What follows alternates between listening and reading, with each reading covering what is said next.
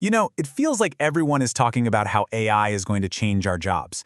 But let's be real. For the longest time, it's mostly just been speculation. Well, today we're going to push all that guesswork aside and look at what the data is actually telling us. We're diving into a fascinating new study that looked at how real people are using AI at work right now.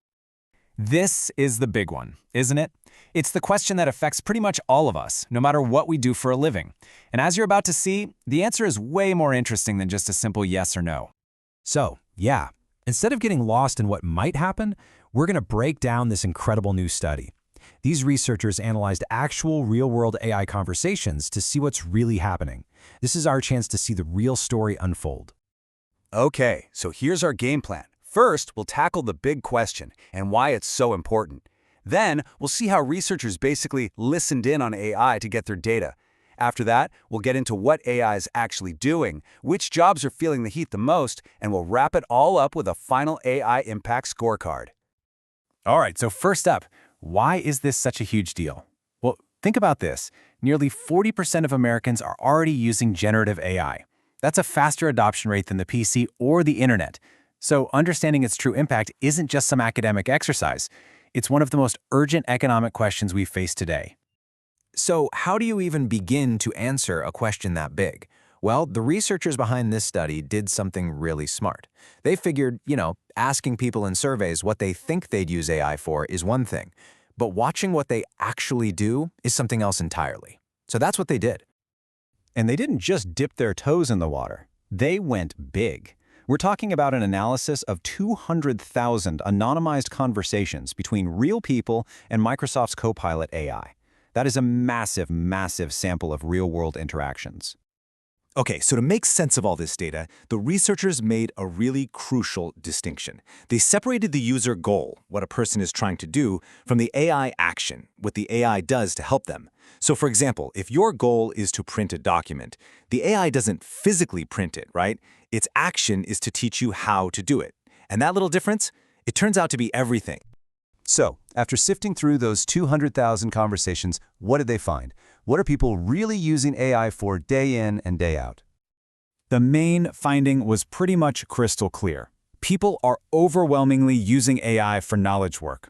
Things like getting information and thinking creatively. Now, compare that to the overall workforce, where physical tasks are way more common. It shows that right now, AI's impact is squarely focused on information and ideas, not on physical labor. And get this, the AI wasn't just acting like a dumb tool, like a calculator. In these conversations, it was often playing the role of a coach, an advisor, or even a teacher. It was actively gathering info and explaining it. It's less of a hammer and much more of an active partner in the work. But, is it any good? The user satisfaction data tells a really interesting story. People are very happy with AI's help for things like writing and editing and researching information. But when it comes to stuff like data analysis or visual design, not so much. This gives us a fantastic snapshot of where AI shines today and where it's still got a long way to go. Okay, so we know what AI is being used for, and we know what it's good at. Now, for the part I know you've been waiting for. Which specific jobs are most impacted by all these new capabilities? And here they are. Take a look. The occupations with the highest AI applicability scores are all heavily concentrated in knowledge work and communication. We're talking about interpreters and translators, writers, sales reps, customer service reps. You see the common thread, right? It's all about processing and communicating information. Now for contrast, just flip that on its head and look at the least impacted jobs. It's like a totally different universe, isn't it? Phlebotomists, roofers, nursing assistants, massage therapists. These are jobs defined by physical, hands-on interaction with people or the world. The divide between knowledge work and physical labor really couldn't be any clearer. So you might be wondering, okay, but how did they come up with these scores? Well, it's actually pretty logical. They just connected the dots. They saw that a common AI activity, like providing information to customers, is the core work of sales reps and customer service. Editing written materials? Well, that's what writers and editors do. This direct mapping from an AI capability to a specific job task is how they built the final score. All right, let's zoom out a bit and look at the big picture. What does all this data tell us about the workforce as a whole? Let's call this the AI Impact Scorecard. Let's really dig in. What's the takeaway for all of us here? Okay, this next part is one of the most surprising findings in the whole study, and it has to do with education. Right now, it's the jobs that require a bachelor's degree that have the highest potential for AI impact. This kind of flips the old story about automation primarily affecting lower-skilled work right on its head. In the age of AI, that might not be true anymore. And here's another curveball. You'd probably guess that the higher your salary, the more AI will affect your job. But the data shows that the link between what you earn and your AI impact score is surprisingly weak. There's only a tiny positive correlation. So your salary isn't a great predictor of how much AI is going to shake up your job.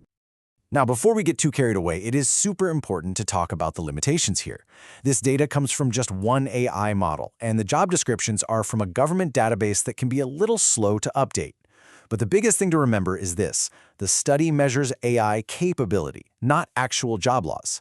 Just think about the ATM. It automated cash handling, but we ended up with more bank tellers, not fewer, because their jobs changed to focus on sales and customer service. It's a powerful reminder that automation isn't just about replacement, it's often about transformation. Which leaves us with this final critical question. As AI keeps getting smarter and more capable, will our jobs evolve to work with it, creating new tasks we haven't even thought of yet? Or will the AI just get better and better at doing the jobs we already have? This study gives us the first real data to start tackling that question. But the next chapter, well, that's still being written.